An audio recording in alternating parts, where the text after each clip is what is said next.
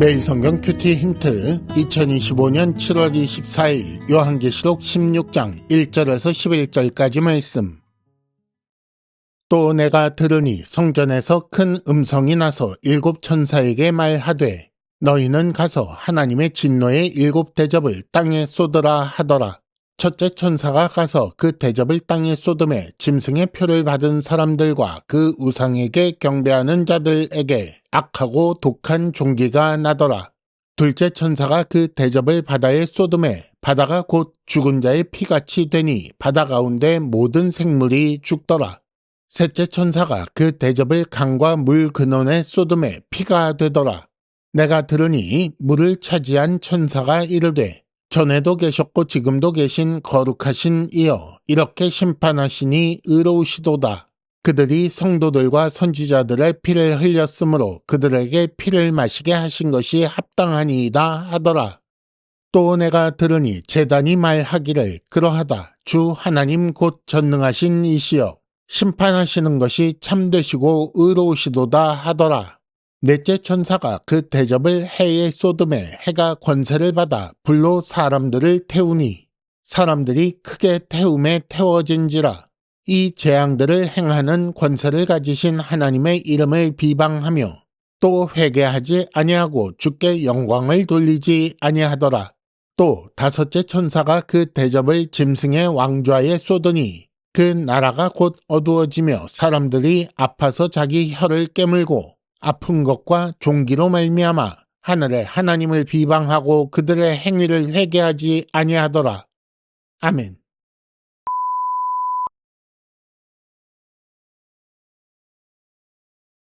1단계 본문의 구조와 내용을 간단하게 정리하기. 오늘 말씀은 진노의 7 대접 중에 첫째부터 5째까지의 내용입니다. 먼저 1절에는 성전에서 난 큰 음성을 기록하고 있는데 진노의 7 대접을 땅에 쏟으라 라는 음성이었습니다.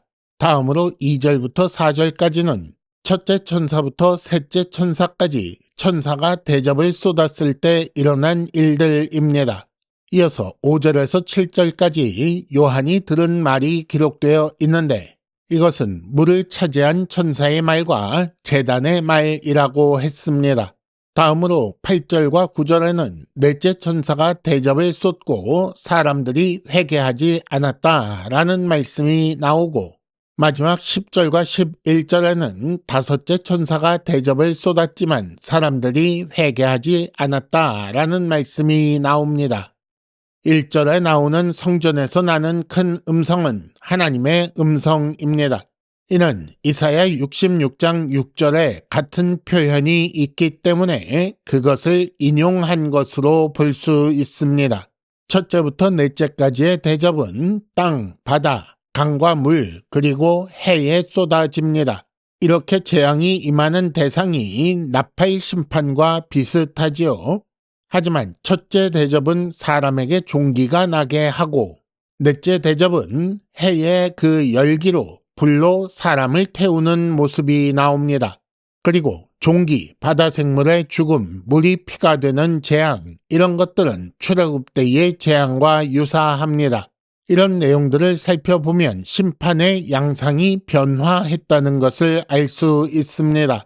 유사하지만 간접적인 심판에서 직접적인 심판으로 바뀌었고 그래서 사람들이 직접적으로 재앙을 당합니다. 그런데 왜 이 재앙들이 출애굽 재앙과 비슷할까요? 이 재앙의 목표가 신자의 구원이기 때문입니다. 따라서 넷째와 다섯째 대접에서 회개하지 않았다라는 것은 바로의 강팍함과 유사하다고 보게 됩니다. 5절에서 7절까지 하늘에서 들리는 음성은 하나님의 심판이 의롭고 합당하다고 합니다.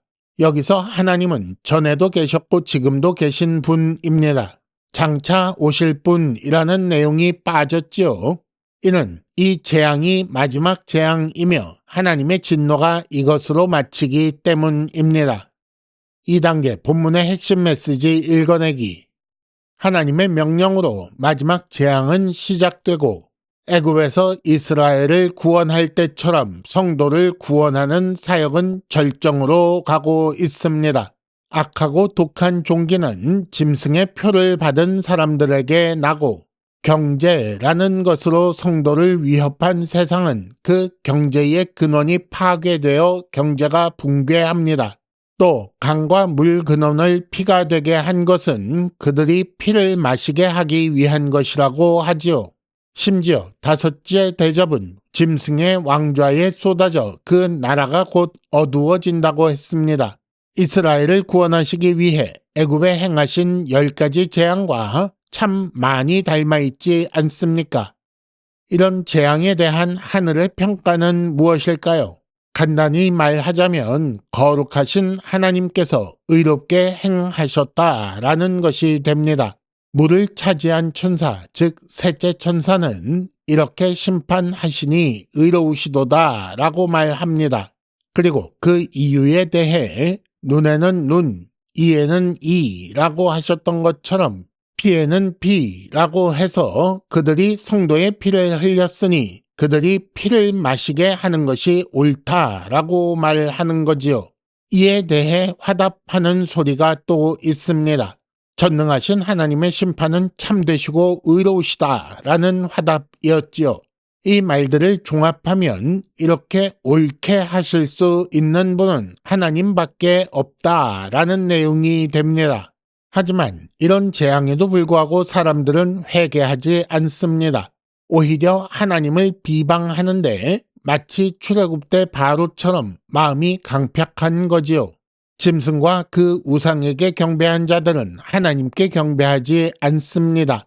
이것이 악의 세력의 특징인데 그들은 끝까지 악에서 돌이키지 않고 오히려 심판하시는 하나님을 비방합니다.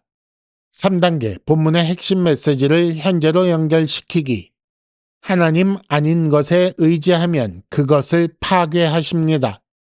출애굽 때 애굽에 내리신 10가지 재앙은 애굽 신들 모두가 거짓이라는 교훈이었습니다. 마지막 재앙도 마찬가지입니다. 세상이 의지하는 것 모두가 거짓이라고 교훈하시는 것입니다.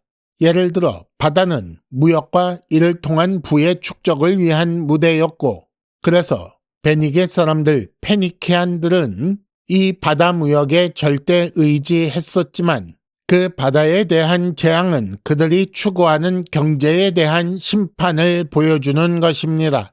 경제로 성도를 압박하는 세상은 경제 문제로 붕괴되게 하시는 거지요. 하나님은 심판으로 거룩하심과 의로우심을 나타내십니다. 세상은 타락하고 부패하였기 때문에 오염되고 왜곡된 정의를 가집니다. 하나님은 이 세상을 초월하신 분이지요. 그래서 세상과 비교할 수 없는 거룩하신 분입니다. 따라서 하나님의 의는 세상과 다르게 참되고 완전한 의입니다. 또 그렇기 때문에 하나님의 기준에 따른 심판은 참되고 의로울 수밖에 없지요.